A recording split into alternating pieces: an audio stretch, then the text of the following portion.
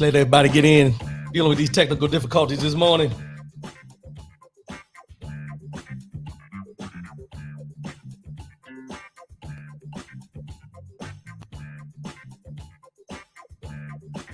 Give me them horns. Hopefully we got all these technical difficulties worked out this morning. Some people chime in. Let me know if everything's good on your end. OT, good morning, good morning. You know, the devil's hard at work this morning. He's hard at work this morning, but I'm not going to recognize him. Yeah.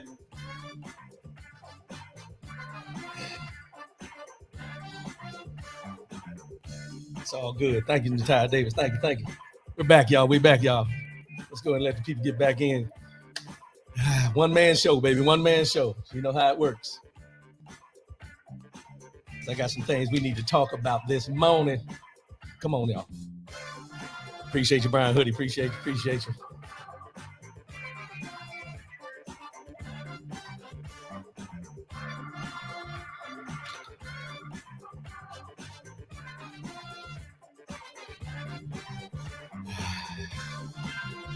Yes, sir.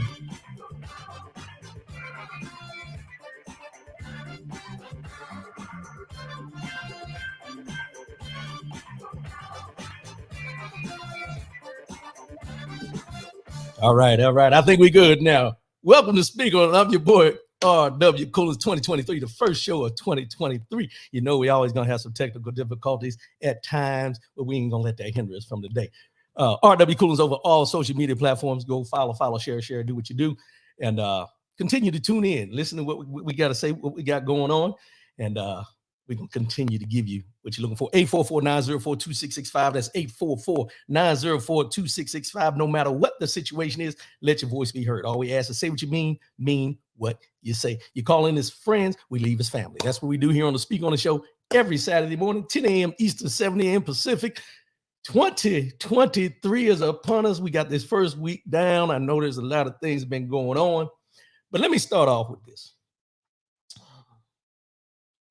Last week, me and OT did a wrap-up show, 2022, going into 2023. And we talked about a lot of things. We talked about, you know, the differences as far as agendas and should we have an agenda or what's our purpose and all the different. You can go back and look at it if you want. You can always pull it up. Just saying, you can always pull it up if you want to pull it up. But we talked about a lot of different things going into this year. And, you know, we're changing some things. We're doing some things differently, but not changing the show. I want to clear that up because I had some people thinking if the show was going to change anything. Nothing changing about the show. Show's going to be the same. Still going to be Speak On It. We're just going to do what we do and bring you the information that we need to bring you. Dealing with politics or whatever, when it's important. We ain't going to be all engrossed with it like last time, but there's some things that happened this week that we really need to talk about. But what I want to start off with, I don't know if I should start off with that or not, because that's a purpose. That's 2023 is about purpose. I got this about Damar Hamlin, the football player, Buffalo Bills. Everybody's seen it and everybody heard about it. I got a different twist on it that I'm going to bring up, and I'm going to hold off on that for a minute. I'm going to hold off on it, and I'm going to jump into this real quick. James Battle, good morning. Good morning, my brother. Good morning. I'm a little disheveled, y'all. Let me get my rhythm. This week, start of the new year means the start of a new Congress, Senate, House, all that. What we seen this week was power-hungry people at work. Let's just be honest about it across the board. Power-hungry people at work. You had Kevin McCarthy running to be voted in as the Republican House Speaker, replacing Nancy Pelosi because now they had the power and everything like that. It took 15 votes over 4 days for them to finally say he's going to be the Speaker of the House. He said that he was entitled basically to this position because he said he's put the work in. A lot of people didn't agree with him. A lot of people didn't want him on the Republican side and so on and so forth. And we've all seen this across the news. A lot of us pay attention to it. A lot of us don't. We don't think it's important, but it's very important that you pay attention to these things. And the reason I say that and the reason I'm going to talk about this today is One thing Kevin McCarthy said is that he, in all these things that went on, I heard a speech last night. It happened. I mean, they finally got the vote after like midnight last night. 12:36 a.m. is when they finally voted him in. 4 days, 15 votes. 4 days, 15 votes. If that don't tell you that you're not worthy of the position, or people don't think that you're worthy of the position, then you're just something's wrong with you. Something's wrong with you. But here's the thing. What cost did he, or what did he give up as far as being the speaker to the people who didn't want him in for him to finally get the votes to get in? That's what we need to pay attention to. What type of things are going to be going on in the House that are going to affect you and me and everyone around us, that he gave up the power of the position for these people who were voting against him? Matt Gaetz, Marjorie Taylor Greene. No, I'm sorry, Lauren Boebert. Marjorie Taylor Greene's riding his coattails because she's looking for a position somewhere. Trust and believe me, because remember, they took her stuff away last year. But that's another point. But the reason I bring this up today is this. He told the people last night in his speech, I never give up. That's what you need to remember about me, is I never give up. I'm not going to give up for the American people. But what did you sell yourself? What did you sell out? What has he sold out to those people who wouldn't vote for him in the initial? Gary Burns, budget cuts for the military. That's one. Budget cuts for the military is going to be a big one. Budget cuts for the defense of this country, budget cuts, and they're trying to do the things, and y'all heard me talk about Social Security, Medicare, all these things are going to come into play coming up on these votes in the House. Investigation on the investigation of January 6th. We'll get into that in a minute. But they want to do an investigation on what was investigated and what the outcome of the investigation was for January 6th.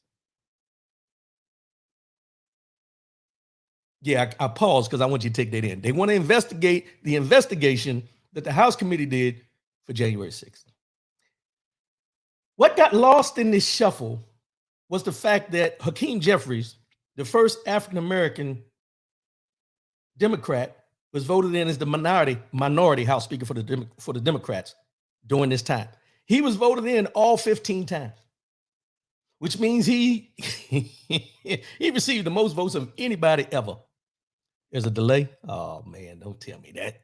What's going on here today? Appreciate that, Easy E. Let me see something here. Let me check something out. Hold on.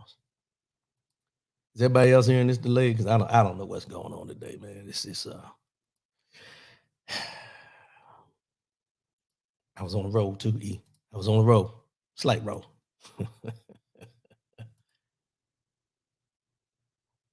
Hopefully it'll catch up. Hopefully it'll catch up. Let's see. Where's it at now? Are we there? Not on my end? Okay. Well, E, it might be you, because everybody else saying it ain't on their end. Well, one person did anyway. No delay now. All right. So we good. All right. Where was I? Where was I? Thank you, everybody. So Hakeem Jeffries received votes he needed 15 times. He was voted in as the minority speaker 15 times. 15 times that they voted. He was unanimous with votes of Democrats. Milestone. First African-American ever to be the House Speaker. But they got swept under the rug because of McCarthy and what was going on with the Republican Party. Understood to a certain extent. But here's where I have questions. I want y'all to ride with me on this. Ride with me now. So this started on Tuesday when they were going to vote the new the Speaker of the House in, and then nobody in Congress could be sworn in until he's voted in. Started on Tuesday, Wednesday, Thursday, Friday night into Saturday morning. What happened on Friday? January 6th. January 6th. New ineffective leadership in the House. Jack Pennington. Yeah. But what happened on Friday, 2 years ago? The January 6th insurrection on the Capitol happened January 6th. So I'm not a conspiracy theorist, but I see things clearly. This vote was not done the way it was done just by chance. This vote was done to distract you from the fact of what happened on January 6th and that it came around 2 years later and nothing has been done about it. Think about this. Some of the same people that were sitting in there waiting to be sworn in Kevin McCarthy running for the position or trying to be voted in for the position. These were staunch supporters of what happened on January 6th. Some of the ones who planned January 6th, some of the ones that were involved with the planning and with the people who did January 6th. But this vote took so many days that January 6th became an afterthought because of what they were doing as far as the voting. I don't make these things up. I just bring them to you. How coincidental is that January 6th happens on Friday? They do the voting. Then they had to come back late Friday night. And then all of a sudden at 12:30 in the morning, on Saturday morning, he gets sworn in, voted in, and then sworn in at 1 something in the morning. See, January 6th is something that I always talk about, and everybody here has heard it from other folks. I'm not the only one. Where January 6th is something they just want to sweep on the rug like it never happened.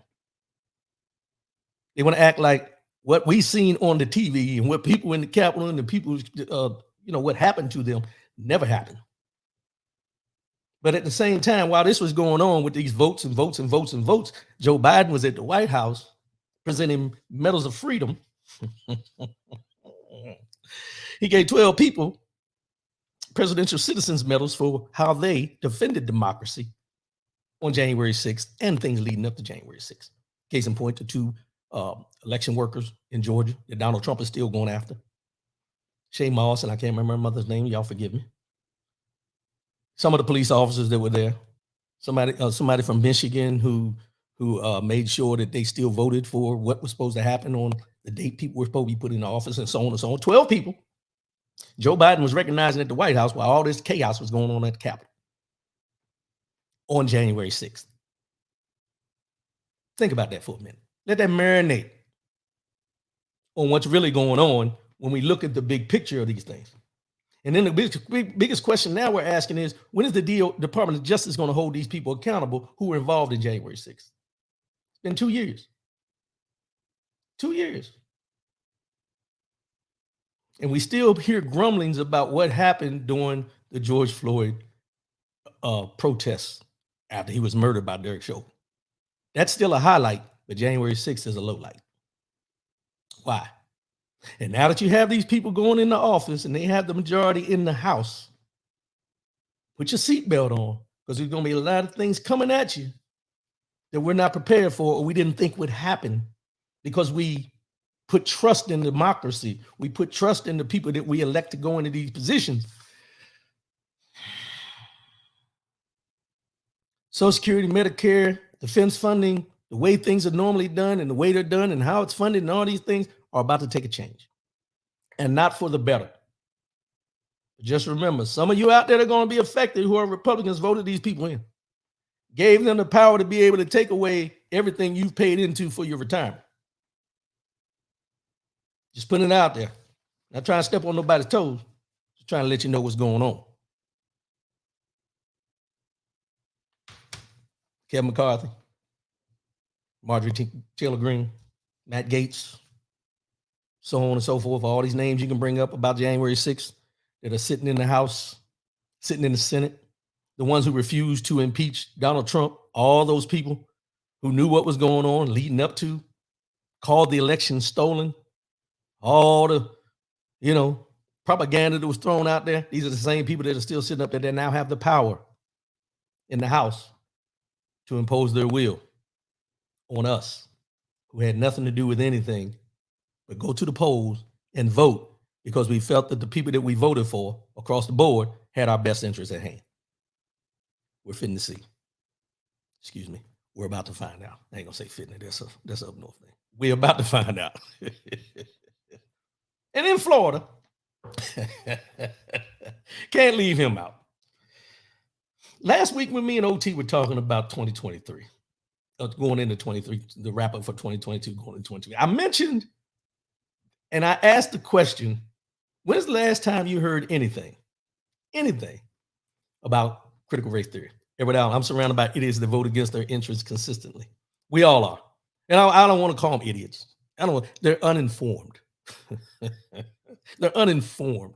Or their allegiances, they're so blind to the allegiance that they carry for a party that they don't look at what their lack of interest is going to be when that party gets into power. I mean, the Democrats are guilty of it too. We don't get everything we want, but there should be some kind of equality, some equal footing on anything that they're supposed to be passing for the masses, not for the few.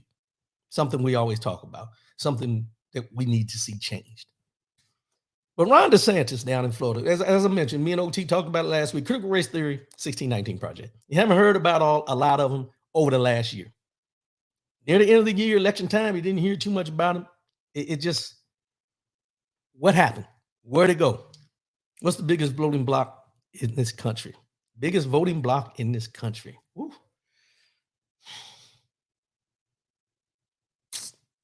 I would say African Americans. Or, they say it's African Americans, young folks now, but I let me put it this way. And James Battle said, women.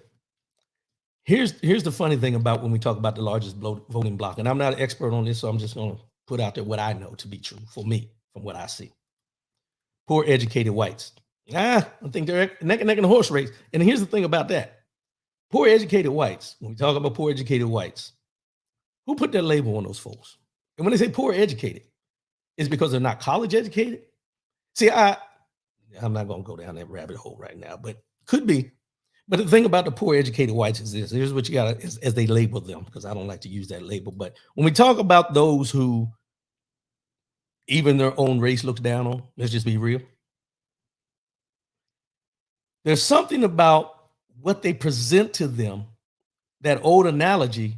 If you can get the lowliest, poorest white man or white woman to think that they're better than the most educated, most influential, empowered black man, you're already winning.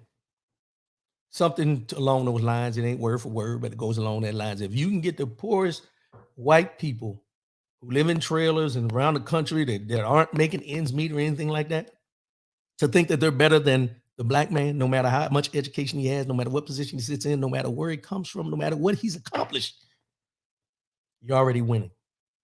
It still goes into that today. And that's where this Ron DeSantis comes in. Ron DeSantis in Florida is changing Florida to be the most extreme state in the United States. Why? I don't know. I couldn't tell you. Billy Easter, good morning, my brother. Good morning. Big Oz, what's up, my brother? Appreciate you. Big Al. Yes, sir. Malcolm Massenberg, good morning, my brother. Good morning. James Battle, the Southern Strategy. Yeah, Southern Strategy. And here's the thing about when we talk about Ron DeSantis in Florida. If you remember, he came out with the Don't Say Gay bill. He was a hard-pressed hardliner on critical race theory, 1619 project, any of that things being taught. And as I mentioned, I'm getting into all this right now. We're going all over the place, but y'all gonna get the point. Ron DeSantis this week, well, let me go back. Me and OT talked about it last week about how he hadn't heard anything about critical race theory for months.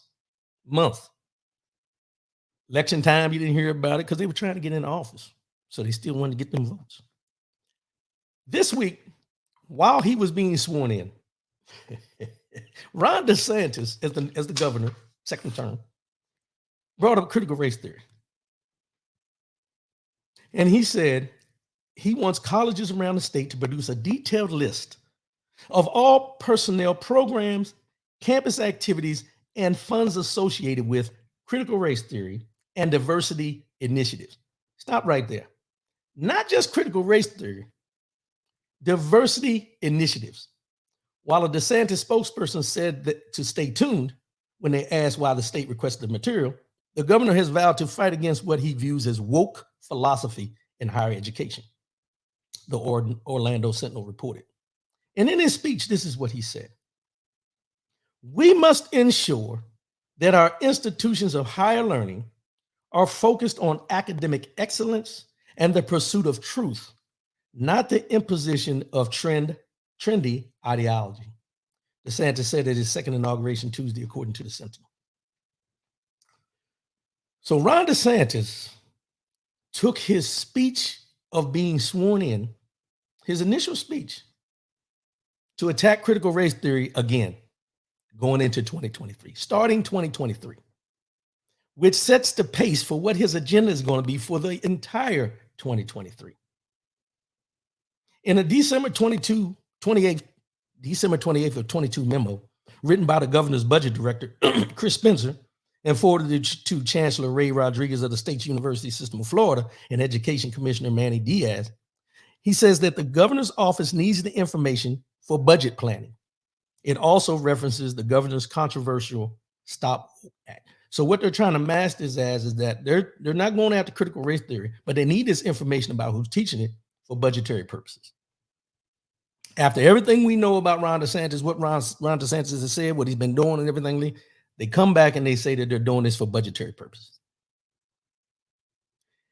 I seen something the other day, and it goes along the lines of this, but it's not right in this. But I seen something the other day where they brought up Rosewood. Does everybody remember what happened in Rosewood down in Florida? That it was a movie John Singleton made.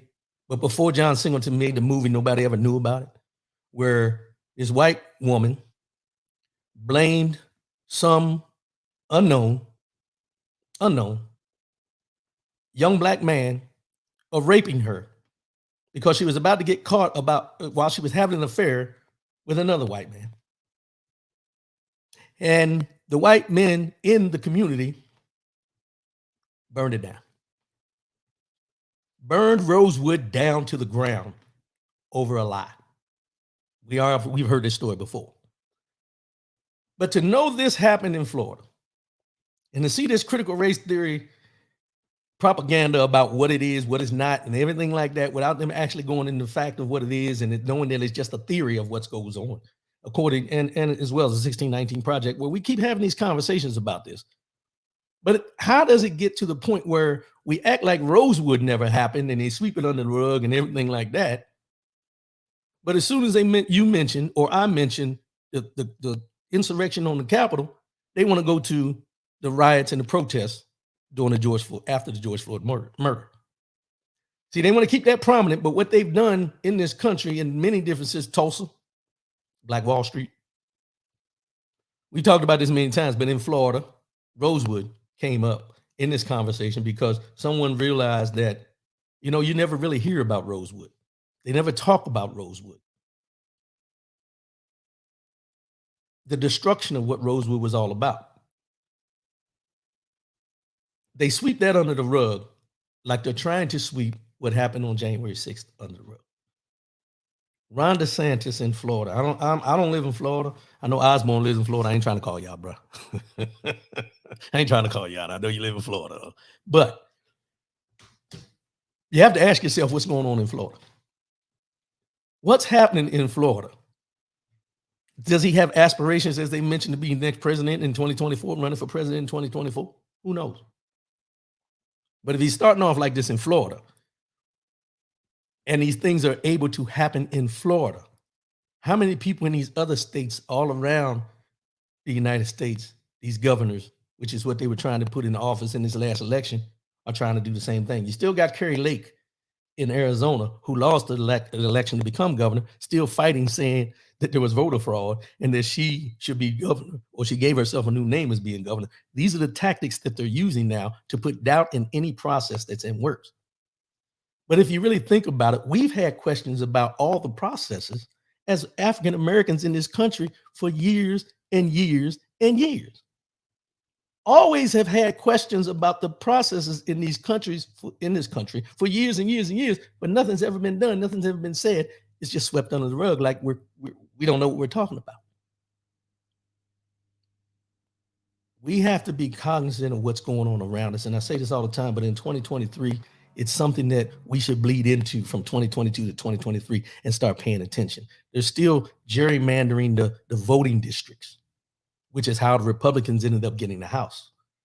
If you go back and look at things, the reason the Republicans are in charge of the House right now is because gerrymandering and the way they redrew districts in order for them to get more people voted. So they minimized districts that had large Black voting populations to integrate them with other populations so the Black vote wouldn't count as much for the person that they wanted in, so they could get the person that they truly needed in order for them to get the majority. Sounds like a lot. But at the end of the day, what they're doing is, if you're in a county or a district that has a Democrat that has been Democratic for a long period of time. What they're doing now is redrawing the lines of the districts for voting purposes in order for the Republicans to have a chance of winning the district. It's that simple. Hence, what Alabama is doing. Alabama, South Carolina, North Carolina. They've done it. I think they did some out here in Nevada. Colorado did some. These things are not by chance. See, I say it in this way. When it comes to power, when we talk about power and who wants to be in power, because we always hear that thing, power. If you have the power, you have the control. And when it comes to power, the Republican Party, one thing that they do, they don't play checkers, they play chess. They play chess. They do strategic moves within what they feel the Constitution allows them to do. And the ones that suffer are the ones who had no idea that they were doing this until it's too late. And this doesn't just affect those who are Democrats. It also affects those that are Republicans. And that's what I guess my biggest conversation I want to have with those who vote Republican is figure out exactly what is going on within your party so you truly understand who these people are that you're voting for. Because at the end of the day, as we talk about power, Joe Biden is the president right now. He has the Senate by one vote, but he doesn't have the House. How much is going to get done and passed that he puts up as far as what he's trying to do compared to what he was able to do when Nancy Pelosi and the Republicans had the House, compared to having the Senate and having the tiebreaker being Kamala Harris at the time, vice president, when it was 50-50. I'm not the end all to be all when it comes to politics. I don't know all the ins and outs, but I know on the surface what I see and what I understand. And what I understand is this. It's like going into a game. We've all played sports in our lives, so let's just break it down like this. We all play sports in our lives, and you go to a high school, and you're one of the best players at this high school. And because you're a best player, the coach starts recruiting in your area when you're supposed to go to school in another area. And they start drawing the district lines because they know where you live. They know your address. So now, instead of being able to graduate from the school you played for all these years, and you're a good athlete and everything, they draw the line so you have to go to your rival school. So now they have a better chance of winning. Just simple terms. Just simple terms. Gary Burns, that's why I took all week and 15 votes. There it is. Back to where we started. Why would a party, Republican Party to be exact, have to take 15 votes over a 4-day period to elect a Speaker of the House from their representatives when they knew this date was coming? They knew the date was coming. They knew who they wanted to be there. Why? Why did it take so long? And you can't tell, there's nothing you can say that convinces me or that can convince me that the reason that it took so long is because they felt there was someone better than McCarthy. Because if there was, there would have been more votes than 5 here or 12 there, or to keep him out of becoming the Speaker of the House. If you go back and look, because I looked through the votes and everything, one vote he lost 12 votes. He could only lose 5. They said. 1 minute was 12 votes. Then it was 6 votes. Then it was 8 votes. Then it was 10 votes. Through that whole process, he would lose and gain. The person they're voting on didn't change. The mindset of why they were voting changed. And that's why I say, look in the big picture and ask yourself, did this have something to do with the distraction from January 6th of why they were doing what they were doing? I don't know. But it seems kind of, isn't it suspicious? It was a tactical delay. Thank you, Natai. A tactical delay. Chess, not checkers. Chess, not checkers. And I'm going to go back to part of the conversation me and OT had. When we talked about leaders. in the African American community. Who are our next leaders? And we talked about, after Reverend Dr. Martin Luther King Jr., Malcolm X, Jesse Jackson, and all those names you can bring up that we've seen when we were younger who were leading the way as far as the Civil Rights Act, John Lewis, all the people that we can remember through history that have fought for us and the ones that stand out that have been put on a pedestal because of what they pushed forward for us. And I want you to ask yourself, as I mentioned last week, we don't need one leader. We all need to lead in this fight. I want to say this without being disrespectful to anybody. I want to say this without making it seem like I'm this great person. No, it has nothing to do with that. Take me out of the equation and let's just talk about it like this. We don't need one leader. When we start looking at these things, we see what's happened because all of us somehow, some way have kids, we have children. Some of us have grandchildren. Some of us still think we're children. We think we're young, but that's another story. But think about what we need to do individually within our own families, within our own circle of friends, in order for us to start moving the goalposts in our direction to help with the way things are going. Now, this goes back to what I talk about with the words that I don't like. You like to use the sellouts, the Uncle Toms, and all that. When we see people trying to progress, to make an impact, and I'm not talking about the Herschel Walkers or none of them, because I'm not going to go with the Republican or Democrat or whatever. When these people are trying to progress, to try to make a difference, this is why I always say sometimes we got to pull back and hold back on the names of what we call people, what we identify people, and look at what their mission is, what their purpose is, what are they actually trying to do before we start putting these labels on. Because here's the thing. If we keep labeling people who are trying to better themselves or trying to get in these positions where they can make change, you're going to have people that are going to pull back from doing that, even though they may be the best person for it. They're going to pull back from doing it because they don't want the criticism. They don't want to be called a name. They don't want all the things that go along with somebody who's trying to be in there to make a difference. And I'm not saying all of them are trying to make a difference in a good way, but that's where educating yourself on who this person is, what their background is, and whether they're talking smoke all comes into play. That's it. And that's where we have to step in. Not as, and the thing is, you have to follow before you can lead. We always say you have to follow before you can lead, but at the same time, while you're following, pay attention. While you're following, pay attention. Don't just follow somebody because they're going down the right street. You got to look at what's the atmosphere on the street. This is what we have to do going forward and following what's going on around us, listening to what they're saying, not just what the headlines are saying. If one of these people does a speech, watch this now. And this is just something I'm going to throw out there. Going forward, if you see where Ron DeSantis or Kevin McCarthy is doing a speech, rather than tuning into that podcast about whatever may be going on with the podcast that you can go back and look at some other time, listen to the speeches that are being given by these people.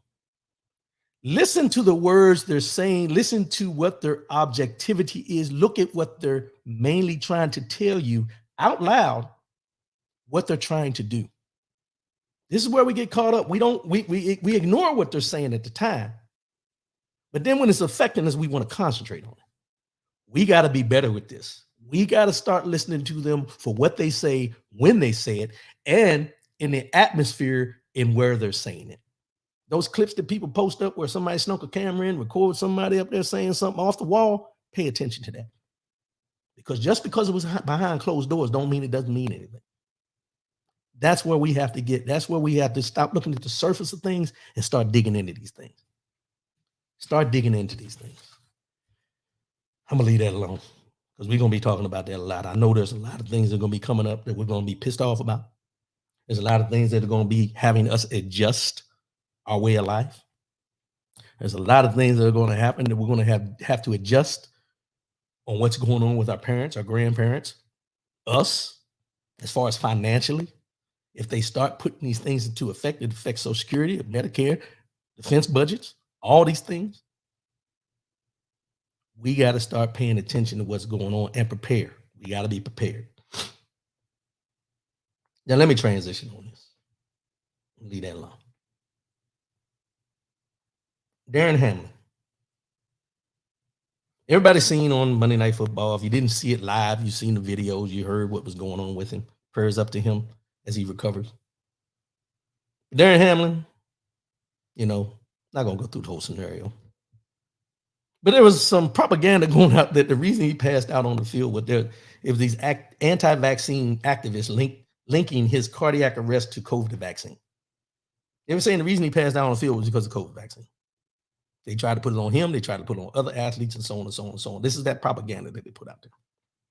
That's not what I want to concentrate on. And I don't want anybody to take this the wrong way, but I'm just asking a question here.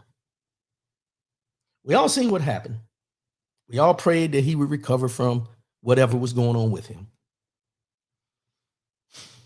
But this goes into where I always ask the question, why do we give flowers? Why do we seem to only want to give flowers at the worst time? When somebody's in the worst condition they can be in or in the worst situation they can be in, why do we wait to give flowers at that time? And I'll say it this way, and a lot of y'all may be a little off, but you'll see where I'm going here for a minute. Watch what the NFL do for him. That I'm gonna get into that because he's not. Let's start there. Damar Hamlin, if he cannot play another down after what happened to him, if he cannot play another down because of what happened to him in the NFL, and his NFL career is over, Damar Hamlin is not eligible for a pension. Let me say that again, and you can look it up if you want to, but Damar Hamlin, at this point, is not eligible for a pension from the NFL if he can't play another down.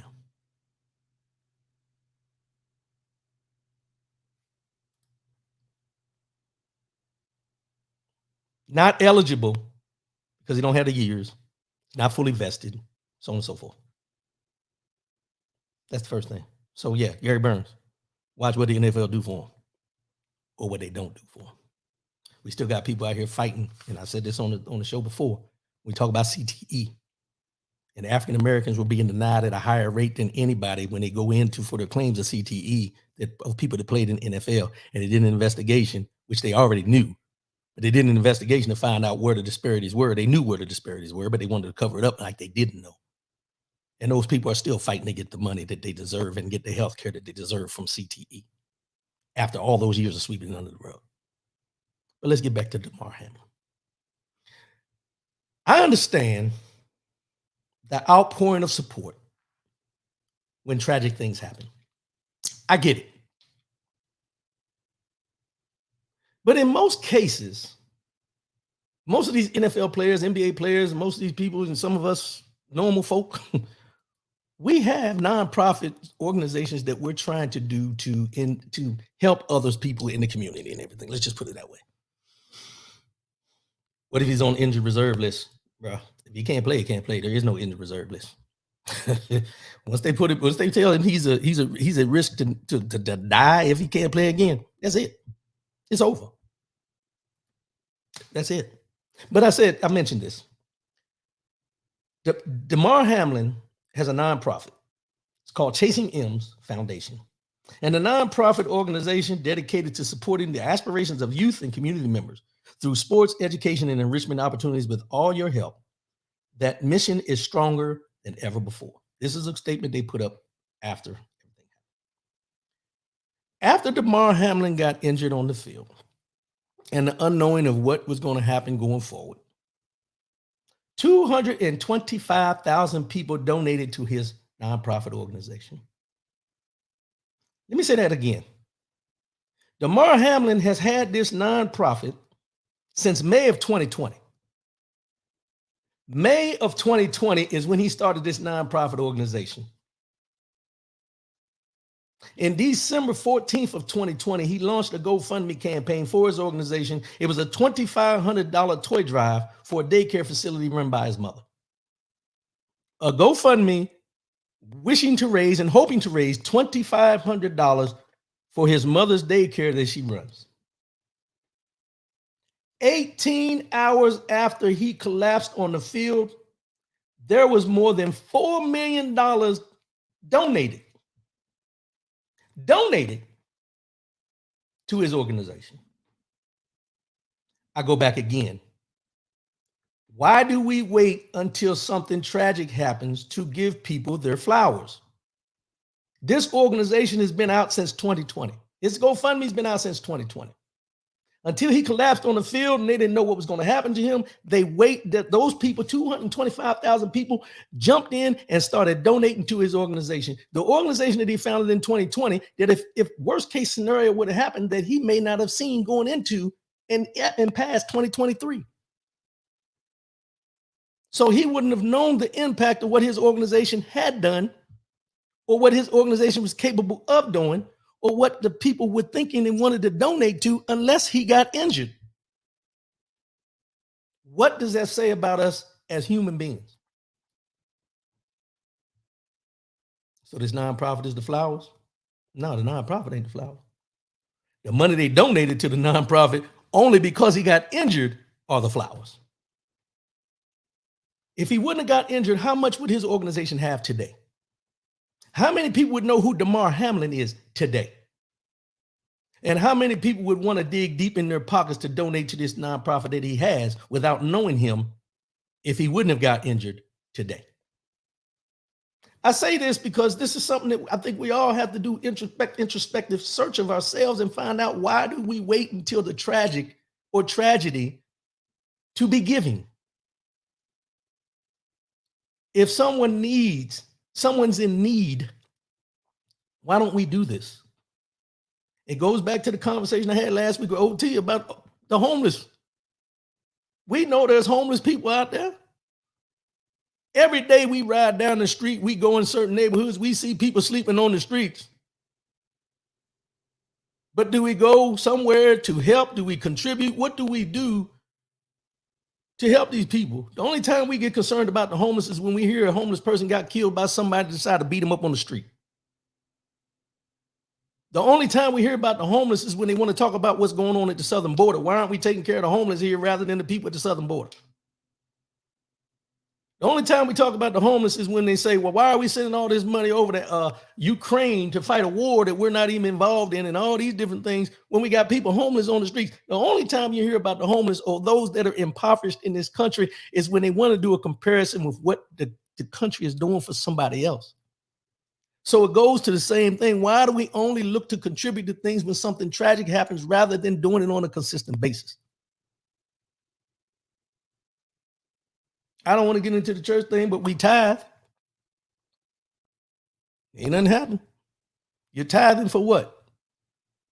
Your sanctity? Just a question. Just a question. Damar Hamlin now able to speak. They took the tube out of his throat. He's able to talk now. Earlier, he was just writing and everything. Now he can talk and speak and everything. He's blessed to be able to continue doing what he's doing, if he's able to continue doing what he's doing. But the fact that he's still here is the biggest thing we should concentrate on. And I don't want anybody to think that I'm downplaying his organization or anything like that. I just seen these numbers and they just jumped out at me like, wow. I mean, it's up to 7 million now. This 4 million was in the beginning. It's up to $7 million now. The owners of NFL owners have donated money to this. Where were the NFL owners at that have all this money? Where were they at the time when the organization was out there before? That's all I'm asking. I'm just asking this question because I just see these things sometimes, and it causes questions. It causes questions. There's a lot of people that have nonprofits that are searching for people to donate. Some of them are your friends. Let's just be real here. Some people that have nonprofits are your friends. When's the last time you dug in your pocket and donated to their nonprofit to help what their purpose is to go to the next level? I ain't trying to call nobody out. I'm guilty too. But it should make us step back for a minute and look at things and say, wait a minute. If 225,000 people who have no relationship that I would know of, no true relationship, out of the 225,000 people, I guarantee there's a large mass of those people who have no relationship with Damar Hamlin at all. But they found in their heart to donate at this time to his organization.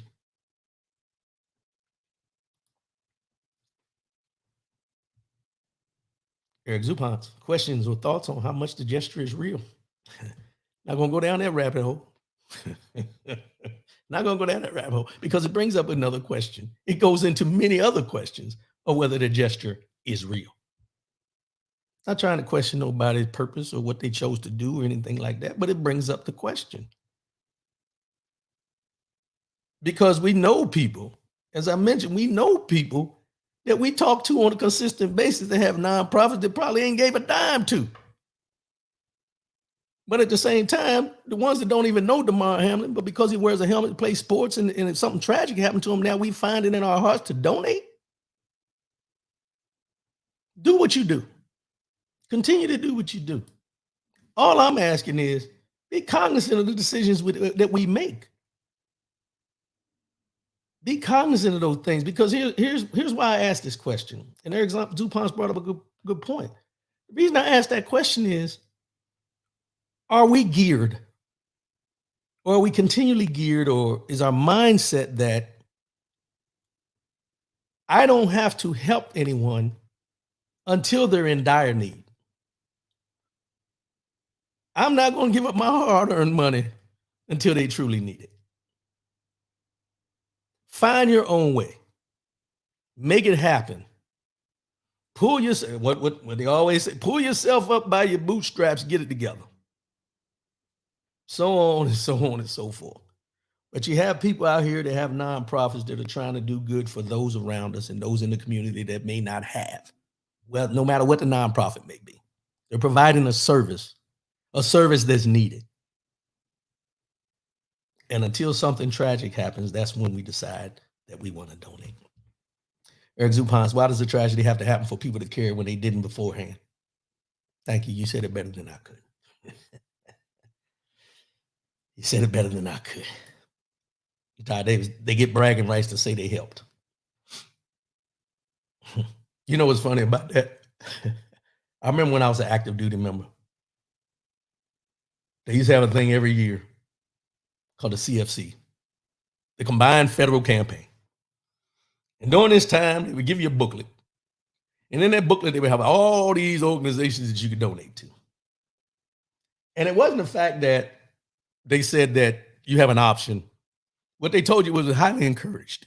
It was highly encouraged that you set up an account or set up an allotment for a donation to go to these organizations for the year. Because every year this would come up.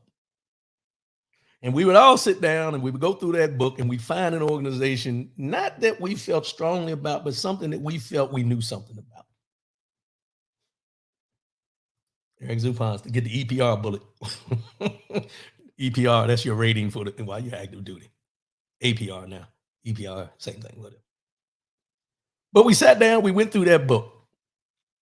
The one I used to contribute to all the time, the United Negro College Fund. Why? Because I used to see it on TV all the time, and I felt that was something that I was helping somebody get the funding to be able to get their college education. That's what my mindset was. That's why I did it, because it was highly encouraged.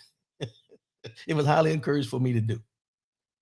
Did I ever do any research on the United Negro College Fund? Nope. Did I ever worry about that $10, $15 that was coming out of my check every payday or whatever to go to the United Negro College Fund? Nope.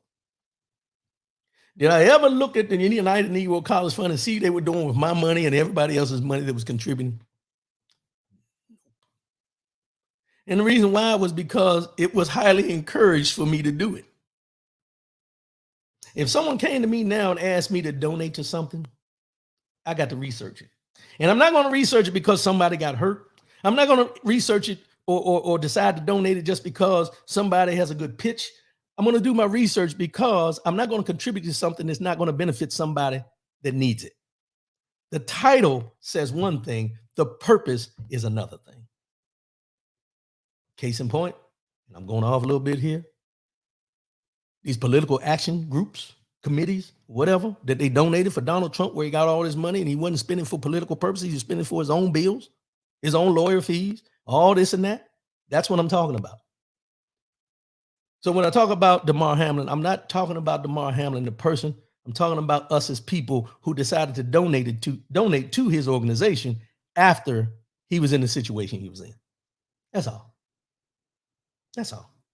I ain't trying to start nothing. I just want us to think about these things. That's what we do here on Speak On Show. Give you reason to think. Not trying to change your mind. Just give you something to think about. Look at it differently. And the way I want you to look at it is before you contribute anything to anybody, make sure you know what you're contributing to. And know in your heart why you're contributing. We shouldn't be contributing because we don't know what's going to happen. We should be contributing because it's in our heart and we believe in what the organization is about. And I'm pretty sure, and I'm not going to speak for him, but I'm pretty sure Damar Hamlin would look at this and say thank you. But in his heart of hearts, he's looking at it where he would say, and I'm not trying to speak for him, I'm just saying from where I would, if I was Damar Hamlin, maybe this is how I would see it. It took for me to almost lose my life for people to be interested enough to donate to my organization. What does that say?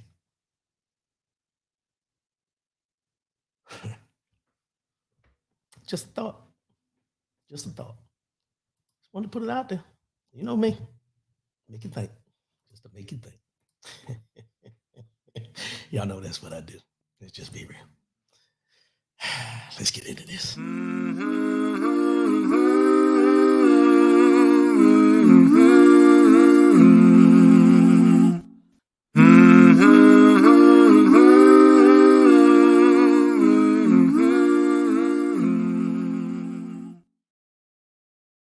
Mind, body, and soul. Mind, body, and soul. It's the year 2023. This is the first mind, body, and soul of 2023. And in 2023, as we mentioned last week, the mind, body, and soul was all about not making resolutions about changing, but making a resolution about being you. So this year, that's what we're going to be concentrating on, being you, getting back to you. Today's mind, body, and soul. I got two of them wrote down, and I'm not sure, because both of them have jumped out at me. And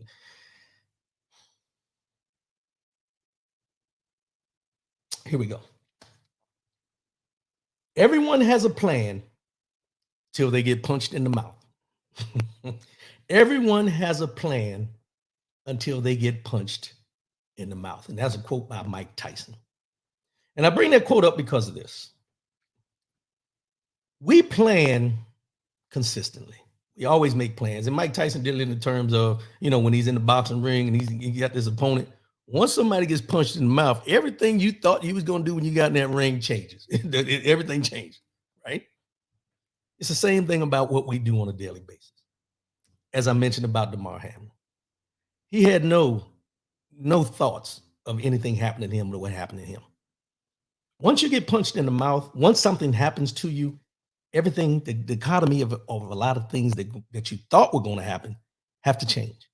We have to do a different direction. We have to alter our plans on which way we want to go and what we want to accomplish.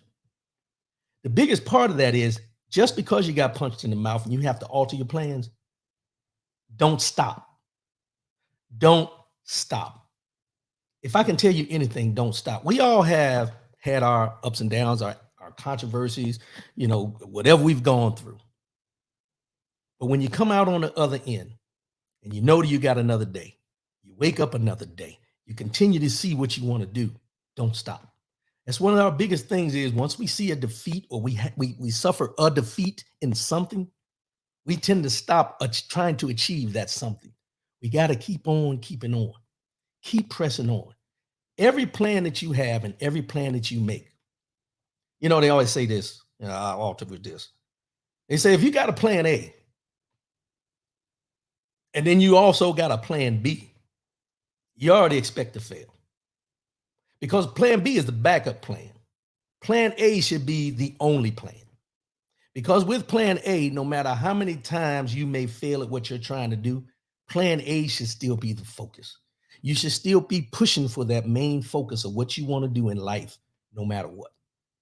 Now, there's going to be those things, and you may have to change things. You may have to put things off. You may have to alter things. Financial things may happen. Health reasons may happen. Anything that you can think of could alter the plans that you have. But don't stop. Keep going. If Mike Tyson, all the times we've seen Mike Tyson knock people out in the first 30 seconds of a fight. First 30 seconds, he knocked somebody out. They came in with a plan. 30 seconds later, the plan was over. But did they stop fighting or did they fight again to try to get back to that pinnacle where they was to be able to fake Mike Tyson? May not be the same.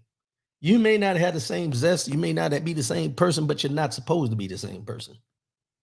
You're supposed to have a different outlook when these things happen to you. Just don't stop. One of the things I think we're so guilty of is just giving up. We give up quicker than we put effort in. We'll start out fine. But when it seems like things ain't going to happen the way we want to happen, we stop. We pull back. Alter your plans. Don't eliminate the plan. Make adjustments to your plan. Your plan is your plan. Your focus is your focus. Your purpose is your purpose. The purpose that God has you waking up every day is still there. How you choose to go about it is what's going to make the difference of whether you continue pushing on or whether you decide to give up. We all want success somehow, some way. All of our successes and how we see it is different. But because somebody looked successful yesterday and you still don't deem yourself as being successful today, should not stop you from pushing to be successful tomorrow. Everybody just keep pushing.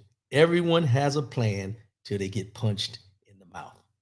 And those punches in the mouth are going to be either obstacles, financial issues, car broke down, flood in the house. You gotta bail somebody out of jail. Back in the day, certain things happen. All those things come into play where the plan is still the plan. The plan is still the plan. Those punches you take, we all say we can take a punch. Those punches you have to take along the way, don't let it deter you from your overall goal. Keep pushing, keep doing you, and don't give up. Keep going. Good stuff, my brother. Got to listen more. Heading out with the boss lady. Great message. Appreciate you, bro. Appreciate you for tuning in. That's it, y'all. That's it for today. Sorry about it. I apologize for the technical difficulties in the beginning of the show, but we're going to work on that. I don't know what happened. Everything was fine before I came on with y'all. I think it was something out there in the midst. But notice, even though I got punched in the mouth, I kept going. Sometimes you got to back up, regroup, keep pushing forward, keep going forward, keep doing what you do, and continue to press on. I appreciate everybody tuning in. Y'all know what it is. Every Saturday morning, 10 a.m. Eastern, 7 a.m. Pacific is what we do. Next week, let me bring this up. Next week. Oh, I got a good one for y'all next week. And I meant to bring the book in here with me to show y'all. Next week, I will have a guest on the show, Miss Michelle Summerall. Miss Michelle Summerall will be on the show. She wrote a book called Scattered. And Scattered deals with dementia, Alzheimer's. She has a story to tell. I'm going to have her on here because there's somebody out there right now, may not want to talk about it, may not recognize it. But we're going to have her on to talk about it and some of the things she went through as far as her parents and some of the things you should look for. She's not a doctor, but she has the experience of living it from her parents and everything. So we're going to have her on next week to talk about it. And we're going to make sure we give her the representation that she should get next week on the show. So we're going to have her on next week. So make sure you tune in. Information to be passed out earlier this week. You know, I'll be waiting till Friday. Sometimes it's going to be out early this week. So Easy E, appreciate you, bro. Appreciate you. You know, in 2023, you know, we're trying to do some things differently, trying to change the conversation a little bit. But one thing we're not going to do is change the show. Conversations change, but we're not going to change what the show is all about. Show is all about getting out information, getting the information out to you so we can understand exactly what's going on and just put it in a different perspective. Because what me and OT talked about last week and what I talked about with some people this week, I'll put him out there. Me and my buddy Brian Hoodie, co-worker, you know, we were sitting down talking and we talked about going forward, you know, different things in life, how obstacles come up and how we change and how we get stagnant. We get stagnant where we're at and we don't have no focus, or we lose focus, or we get into that lull where we're just going through the motions. We're just going through the motions of what's going on. You know, today is Tuesday. Okay, tomorrow's Wednesday. Every day we wake up, we should have some kind of motivation for what the day has to offer. And that's what we're going to do on this show, is continue to give you information that gives you something and a purpose to get up every day and keep pushing on. The mind, body, and soul is that main purpose, but the information I provide before that is the purpose of understanding what's going on around us, how it's affecting us, and what we need to do to get more involved to make sure that we're doing everything we can in our communities, in our homes, in our families to continue to understand what's happening around us, not turn a blind eye to things that don't involve us. Because if it's not involving you, doesn't mean it's not happening. And if you're not involved, then you have to ask yourself, when you talk about you want things to change or you're looking for change, if you're not involved, how do you expect change to happen if you want everybody else to do it, but you're not involved in it? That's all we're talking about here on the Speak On the Show. We're going to continue giving what you give. And we got interviews coming. This one next week is the start, but I got some other things coming up in the year. Going to have some guest shows. And here's one of the things I want to do. I want to put this out there right now. Anybody that tunes in or anybody that you know that might want to come on the show, just sit down and let's have a conversation about something that's going on. Let's do that. I don't have a problem sharing the platform with other people that want to come on where we can have an honest conversation. I got somebody that's coming on. He used to be I think a DEA agent. I can't remember exactly, but he's going to come on and we're going to talk about prison reform, you know, the justice reform, all those type of things from a view from somebody who investigates these type of things, or how he investigates, or the investigations that go on to end up getting you where you're at, like RICO charges, all that stuff. So we're going to have him on to talk about that so we get a better understanding. But that's where we're going to go. We're going to bring people on, and I'm not bringing, and I want to put this out there, I don't want to bring people on that are celebrities, that are so-called experts here and experts. I want the everyday human being that's out there in the trenches doing the job, and from the view of what they see. I can go get a publicist and try to get all these celebrities on here, and I'll probably get 9,000 views a week if I start doing that. But that's not what this is about. This is about getting the information out, and you're more inclined to take the information from somebody that's doing it rather than somebody we see in the public eye that, depending on who they're speaking to, this is what their view is. That's all I'm saying. That's what we're going to do here on Speak On the Show this year. But I appreciate everybody tuning in. Let's get on out of here because I'm getting long-winded. As I always say before I sign off, love yourself, love one another, keep your head up, and most definitely, keep your faith in God. I appreciate y'all, and I'll see y'all again next week. I'll holler at y'all. Peace.